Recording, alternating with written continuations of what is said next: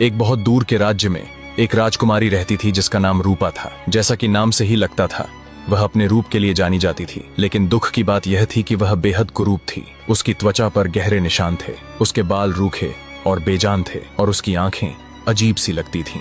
राजकुमारी रूपा इतनी कुरूप थी कि राजा और रानी को डर था कि अगर कोई उसे देखेगा तो वे डर जाएंगे। महल में एक भी दर्पण नहीं था। रूपा ने कभी खुद को नहीं देखा था।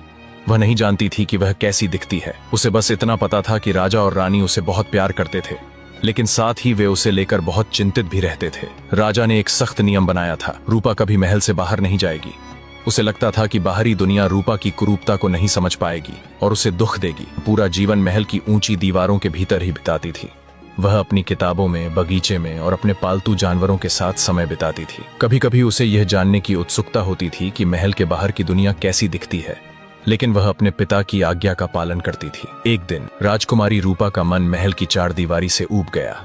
हर रोज वही किताबें, वही बगीचा, वही पालतू जानवर। उसे बाहर की दुनिया देखने की तीव्र इच्छा हुई। उसने अपने पिता की आज्ञा के बारे में सोचा, लेकिन इस बार उसकी उत्सुकता उस डर से कहीं ज्यादा थी। अगली सुबह जब सब सो रहे थे, रूपा ने अपने सबसे पुराने और साधारण कपड़े पहने, अपने चेहरे को एक शॉल से ढका और चुपचाप महल से बाहर निकल गई। पहली बार उसने खुली हवा में सांस ली, पहली बार उसने अपने पैरों के नीचे मिट्टी महसूस की और पहली बार उसने बाहरी दुनिया की आवाजें सुनी। वह उत्सुकता से नगर की गलियों में घूमने लगी। दुकानें रंग बिरंगे सामानों से सजी थीं।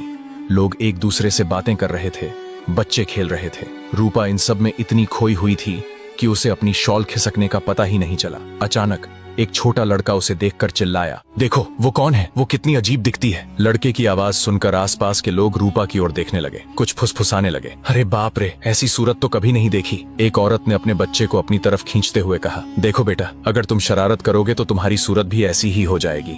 कुछ लोग तो रूपा को देखकर हंसने लगे और उसकी कुरूपता का मजाक बनाने लगे। किसी ने कहा, लगता है इसे भगवान ने बनाना ही छोड़ दिया था। तो किसी ने कहा, ऐसी सूरत लेकर भला कोई कैसे जिंदा रह सकता है। रूपा ने कभी सोचा भी नहीं था कि दुनिया इतनी क्रूर हो सकती है। उसे अपने कानों पर विश्वास नहीं हो रहा था। हर तरफ से उस पर बातों के तीर चल रहे थे। उसका दिल टूट गया, उसकी आंखों में आंसू आ गए और वह बिना कुछ बोले बस वहां से भाग खड़ी हुई।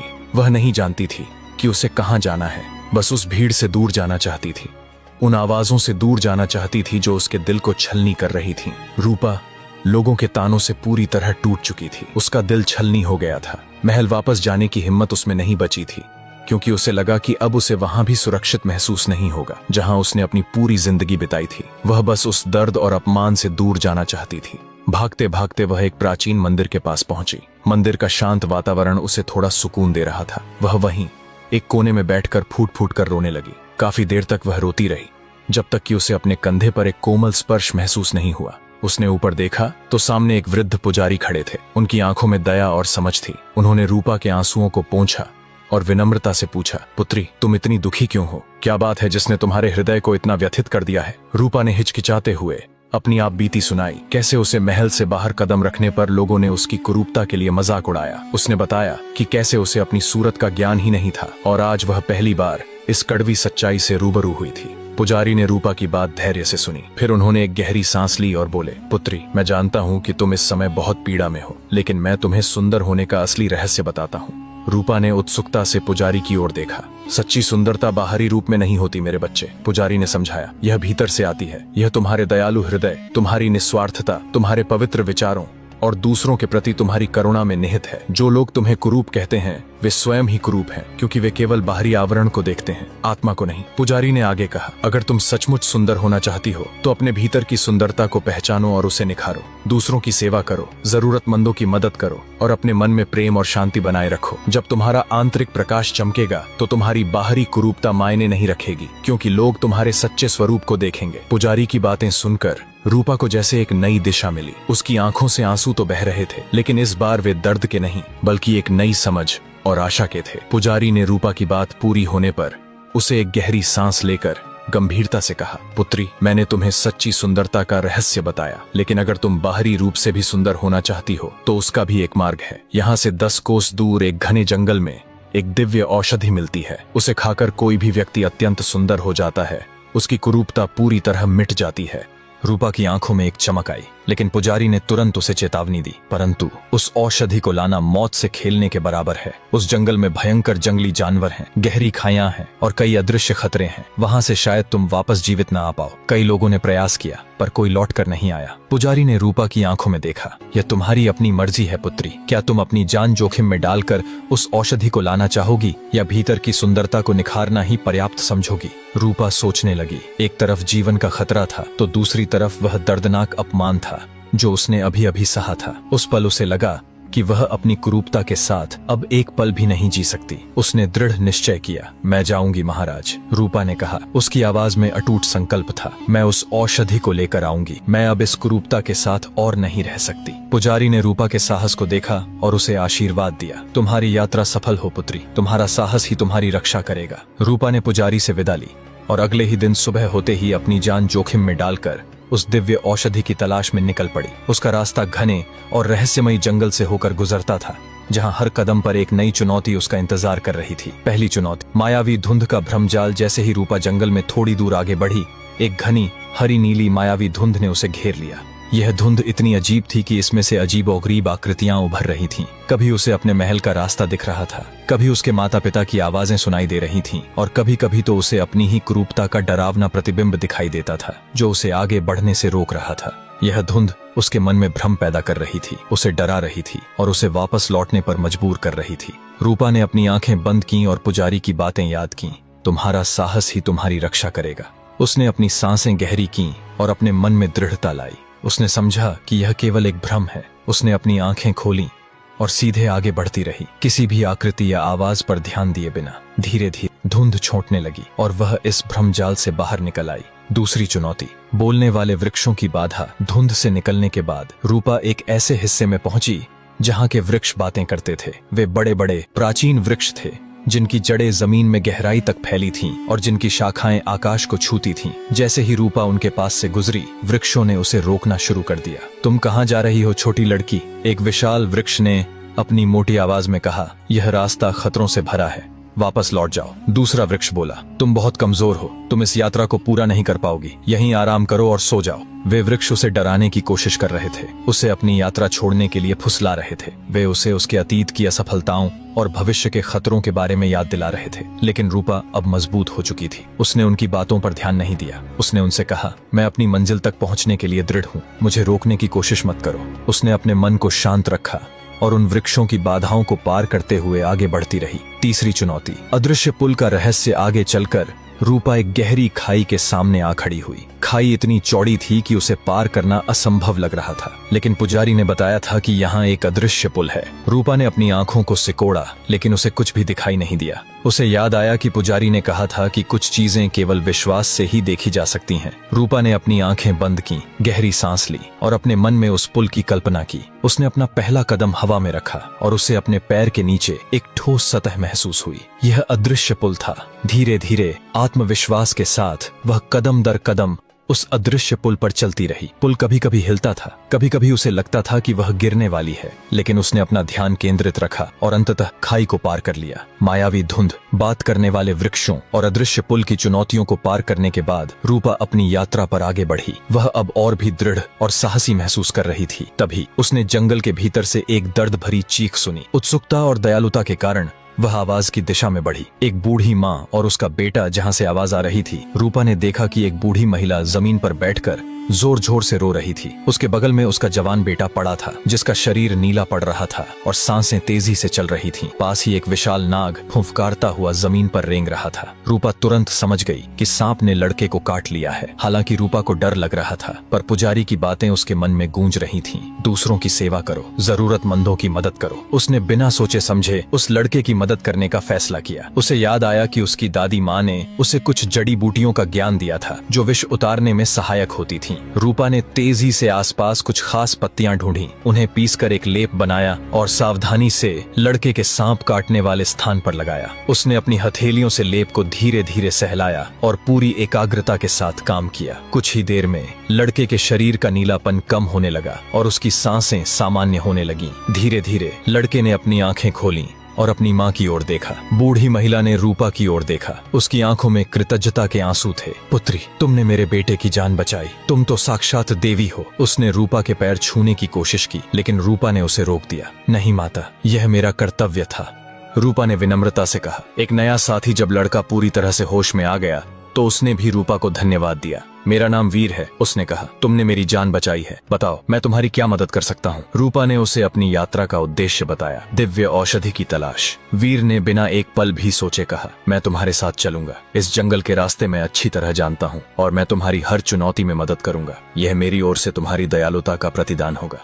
रूपा ने उसकी मदद स्वीकार कर ली। उसे खुशी हुई कि अब वह इस कठिन यात्रा पर अकेली नहीं है। वीर, जो जंगल के बारे में अच्छी तरह जानता था और जो अपनी माँ के प्रति रूपा की दयालुता का ऋणी था, अब उसका विश्वसनीय साथी बन गया। रूपा और वीर साथ साथ आगे बढ़ रहे थे। उनका हौसला बढ़ा हुआ था। वीर जंगल के रास्तों से परिचित था, इसलिए उनकी यात्रा कुछ आसान हो गई थी। वे आपस में बातें करते हुए और एक दूसरे का ध्यान रखते हुए अपनी मंजिल की ओर बढ़ रहे थे। तभी एक सुनसान जगह पर उन्हें एक जादुई चुड़ैल दिखाई दी। वह एक बूढ़ी और भयानक औरत थी, जिसकी आंखें तेज चमक रही थीं और जिसके लंबे टेढ़े मेढ़े नाखून थे। उसके आसपास अजीबोगरीब जड़ी बूटियों और हड्डियों का ढेर लगा हुआ था। चुड़ैल के चेहरे पर एक दुष्ट मुस्कान थी, जो रूपा और वीर को देखते ही और गहरी हो गई। चुड़ैल ने अपनी कर्कश आवाज में कहा, हाँ, आज तो मेरा अच्छा भोजन मिलने वाला है। दो नौजवान मेरे जाल में फंसे हैं। रूपा और वीर समझ गए कि वे एक खतरनाक मुसीबत में फंस गए हैं। उन्होंने सुना था कि इस जंगल में एक जादुई चुड़ैल रहती है, जो अपने जादू से किसी भी इंसान को मारकर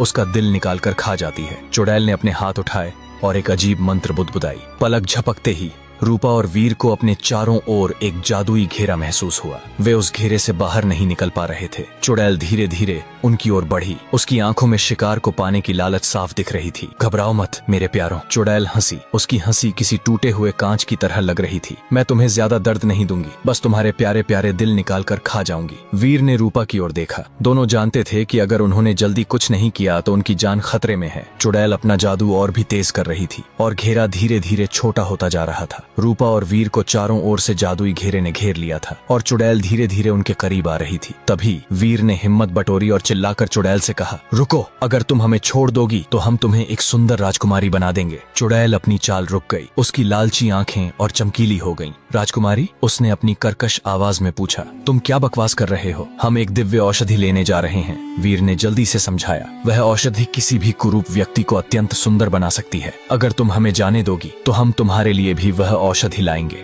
चुड़ैल कुछ देर सोचती रही। उसकी आंखों में शक और लालच दोनों थे। उसने रूपा की ओर देखा, फिर वीर की ओर। तुम एक लड़के हो, चुड़ैल ने वीर से कहा। तुम पर भरोसा नहीं किया जा सकता। मुझे दोगले इंसानों पर भरोसा नहीं है। तुम भाग जाओगे और मुझे कभी कुछ नहीं दोगे। उसने एक भयानक मुस्कान दी और रूपा की ओर इशारा किया। लेकिन यह लड़की, ये मेरे पास रहेगी, ये मेरी गारंटी होगी। तुम जाओ, औषधि लाओ। अगर तुम लौटे और वह औषधि काम कर गई तो मैं इसे छोड़ दूंगी और अपनी सुंदरता ले लूंगी। अगर तुम नहीं लौटे तो मैं इसे खा जाऊंगी। रूपा और वीर एक दूसरे को देखकर हैरान रह गए। यह एक भयानक सौदा था, लेकिन उनके पास कोई और रास्ता नहीं था। वीर की जान बच सकती थी, लेकिन रूपा को चुड़ैल के पास रुकना पड़ता। वीर का दिल घबरा गया। वह रूपा को अकेला छोड़ना नहीं चाहता था, लेकिन उसे पता था कि यह उनके पास एकमात्र मौका है। रूपा ने वीर की आंखों में देखा और उसे एक धीमा सिर हिलाया, मानो कह रही हो, जाओ, ठीक है। वीर ने चुड़ैल से कहा, मैं जा रहा हूँ, लेकिन अगर तुम इसे नुकसान पहुँचाने की कोशिश करोगी तो मैं वापस आकर तुम्हें कभी नहीं छोड़ूंगा। चुड़ैल जोर से हंसी। हाँ हाँ हाँ, जाओ मूर्ख, तुम्हें लगता है कि तुम मुझे डरा सकते हो। जाओ और अपनी औषधि लाओ, मैं इंतजार करूंगी। वीर रूपा को चुड़ैल के पास छोड़कर उस दिव्य औषधि की तलाश में तेजी से जंगल में दौड़ रहा था। उसका दिल रूपा के लिए चिंतित था,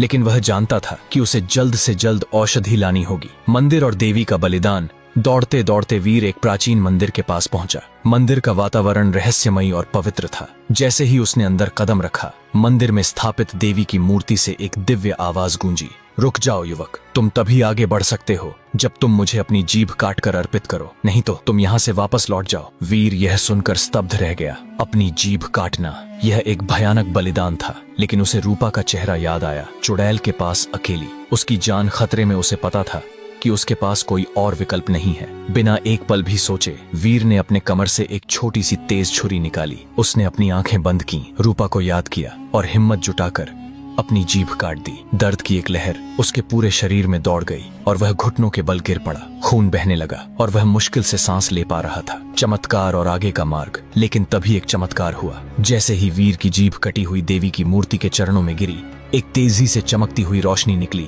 और वीर के पूरे शरीर को घेर लिया। कुछ ही पलों में दर्द गायब हो गया और वीर ने महसूस किया कि उसकी जीभ वापस आ गई है, बिल्कुल वैसी ही जैसी पहले थी। देवी की मूर्ति से फिर आवाज आई, तुम्हारी निष्ठा और साहस ने मुझे प्रसन्न किया वीर। तुम्हारी परीक्षा समाप्त हुई, अब तुम्हारे लिए आगे का रास्ता खुल गया है। वीर ने अपनी जीभ को छुआ। उसे विश्वास नहीं हो रहा था, यह सब किसी सपने जैसा था। वह खड़ा हुआ और देखा कि मंदिर के पीछे का रास्ता, जो पहले अदृश्य था, अब स्पष्ट रूप से दिखाई दे रहा था। देवी के आशीर्वाद से उसकी सबसे बड़ी बाधा दूर हो गई थी। अब उसे दिव्य औषधि तक पहुंचने की उम्मीद की एक नई किरण मिल गई थी। वीर ने देवी का धन्यवाद किया और उस खुले हुए रास्ते पर आगे बढ़ा। रास्ता और भी घना होता जा रहा था, लेकिन वीर के मन में अब डर नहीं, बल्कि एक अटूट विश्वास था। वह जानता था कि रूपा उसका इंतजार कर रही है और उसे हर हाल में औषधि तक पहुंचना है। जादुई पेड़ और उसकी पहेलियां। काफी देर चलने के बाद वीर को जंगल के सबसे गहरे हिस्से में एक विशाल और जादुई पेड़ मिला।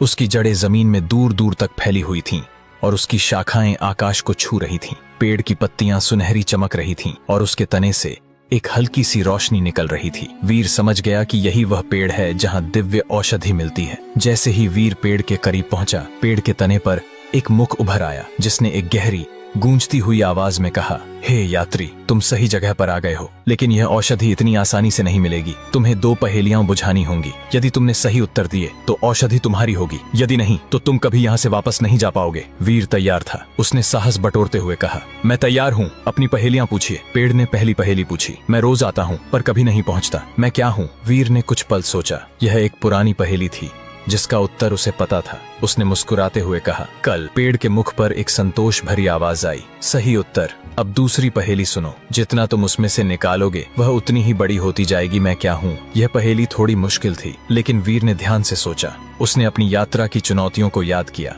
खासकर उस खाई को जिसे उसने अदृश्य पुल से पार किया था। तभी उसे उत्तर मिल गया, वह है गड्ढा। वीर ने आत्मविश्वास से कहा। दिव्य औषधि की प्राप्ति। पेड़ का मुख मुस्कुराया, अद्भुत, तुमने दोनों पहेलियां सही बुझाईं। तुम्हारी बुद्धिमत्ता और साहस ने मुझे प्रसन्न किया। तभी पेड़ की एक शाखा धीरे धीरे नीचे झुकी और उस पर एक चमकता हुआ फूल दिखाई दिया। यह फूल किसी भी अन्य फूल जैसा नहीं था। यह प्रकाश से भरा हुआ था और उसमें से एक मीठी सुगंध आ रही थी। यही वह दिव्य औषधि थी जिसकी तलाश में वीर और रूपा ने इतना कुछ सहा था। वीर ने सावधानी से उस फूल को तोड़ा। उसके हाथ में आते ही फूल से एक गर्मजोशी फैल गई। उसने तुरंत सोचा कि अब उसे बिना एक पल भी गंवाए चुड़ैल के पास वापस लौटना होगा, जहां रूपा उसका इंतजार कर रही थी। वीर ने दिव्य औषधि लेकर तुरंत चुड़ैल के ठिकाने की ओर दौड़ लगाई। उसके मन में एक ही बात थी, रूपा को बचाना। जब वह वापस पहुंचा तो चुड़ैल अभी भी रूपा के साथ थी, अपनी आंखों में लालच लिए। औषधि का चमत्कार। वीर ने बिना समय गंवाए चुड़ैल को औषधि वाला फूल दिया। लो चुड़ैल, यह तुम्हारी सुंदरता की चाबी है। चुड़ैल ने फूल को लपक लिया। उसकी आंखों में चमक थी, लेकिन अभी भी शक बाकी था। उसने फूल का एक हिस्सा खाया। चमत्कारिक रूप से उसका शरीर चमकने लगा। उसकी झुर्रियां गायब होने लगीं। उसके बाल काले और चमकदार हो गए और उसका भयानक चेहरा एक अत्यंत सुंदर राजकुमारी में बदल गया। उसने खुद को देखा और खुशी से चिल्ला उठी, यह तो सचमुच काम कर गया। उसने अपनी नई सुंदरता पर हाथ फेरते हुए कहा। चुड़ैल अपनी सुंदरता में खोई हुई थी। वीर ने रूपा की ओर देखा। रूपा, तुम भी। उसने औषधि का बचा हुआ हिस्सा रूपा को दिया। रूपा ने भी उसे तुरंत खा लिया और फिर वही हुआ जो चुड़ैल के साथ हुआ था। रूपा का शरीर भी चमकने लगा। उसके निशान गायब हो गए। उसके बाल रेशमी हो गए और उसकी आंखें चमक उठीं। वह भी एक परम सुंदरी राजकुमारी में बदल गई। उसने खुद को देखा और उसकी आंखों में अविश्वास और खुशी के आंसू थे। उसने कभी नहीं सोचा था कि वह इतनी सुंदर दिख सकती है। महल में वापसी और आश्चर्य। चुड़ैल, जो अब एक सुंदर राजकुमारी बन चुकी थी, अपने वादे के अनुसार रूपा को आजाद कर चुकी थी। रूपा ने वीर को गले लगा लिया। दोनों ने एक दूसरे को देखा। उनकी आंखों में प्यार और कृतज्ञता थी। चलो वीर, रूपा ने कहा, अब हमें महल लौटना चाहिए। तीनों, रूपा, वीर और वह सुंदर बनी चुड़ैल, महल की ओर चल दिए। जब वे महल के द्वार पर पहुंचे तो द्वारपाल उन्हें पहचान नहीं पाए। उन्होंने सोचा कि कोई और राजकुमारी और राजकुमार मेहमान बनकर आए हैं। जैसे ही वे अंदर गए, राजा और रानी, जो अपनी बेटी की तलाश में चिंतित थे, उन्हें देखकर स्तब्ध रह गए। उनकी कुरूप बेटी, जो महल से बाहर कदम भी नहीं रखती थी, अब एक इतनी सुंदर राजकुमारी बनकर लौट आई थी और उसके साथ एक पराक्रमी राजकुमार और एक और सुंदर राजकुमारी थी। महल में हैरानी और खुशी की लहर दौड़ गई। कोई विश्वास नहीं कर पा रहा था कि यह वही राजकुमारी रूपा है जिसे उन्होंने कभी कुरूप कहकर महल में छुपाया था। रूपा ने राजा और रानी को अपनी पूरी कहानी बताई। जंगल की यात्रा, पुजारी का ज्ञान, वीर का साथ और जादुई औषधि। राजा और रानी ने रूपा को गले लगा लिया। उनकी आंखों में गर्व के आंसू थे। उन्होंने वीर को भी धन्यवाद दिया और उसे अपनी बेटी के योग्य वर पाया। चुड़ैल, जो अब एक सुंदर रानी के रूप में बदल चुकी थी, ने भी अपने अतीत के दुष्ट कर्मों को छोड़कर एक नेक जीवन जीने का वादा किया।